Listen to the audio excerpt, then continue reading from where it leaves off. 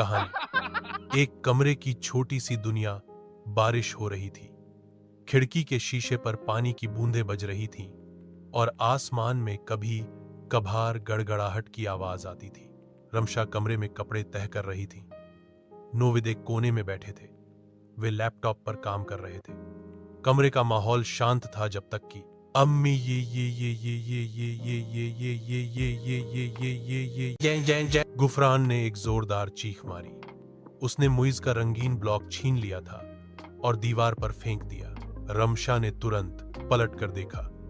गुफरान, बार बार कहा है मुइज की चीजें मत छीनो। गुफरान ने हंसते हुए कहा, यह तो खेल रहा भी नहीं, बस हाथों से इशारे करता है जैसे कोई रॉकेट हो।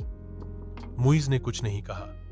वह चुपचाप वह बैठा, अपने हाथों से दिल का इशारा बनाया और गुफरान की तरफ देखा। नवेद ने लैपटॉप बंद किया और कहा, बेटा, तुम्हें पता है ना वो बोल नहीं सकता, फिर भी हर बात समझता है। तुम उसके दिल को चोट देते हो जब तुम उसकी चीजें छीनते हो।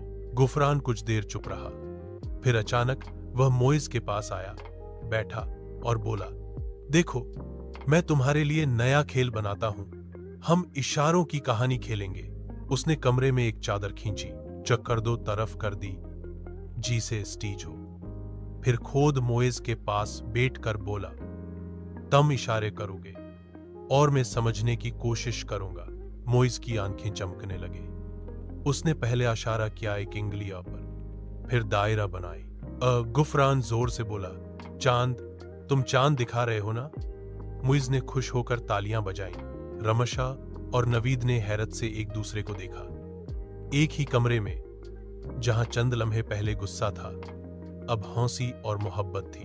नवीद ने धीरे से कहा, यही तो घर होता है, एक छोटा सा कमरा, लेकिन प्यार से भरा हुआ, जहां हर दिल बोलता है, चाहे जबान खामोश हो। सबक, मोहब्बत सिर्फ लफ्जों से नहीं, अमल से साबित होती है, और कभी कभी सिर्फ तो एक कमरा ही पूरी दुनिया बन जाता है।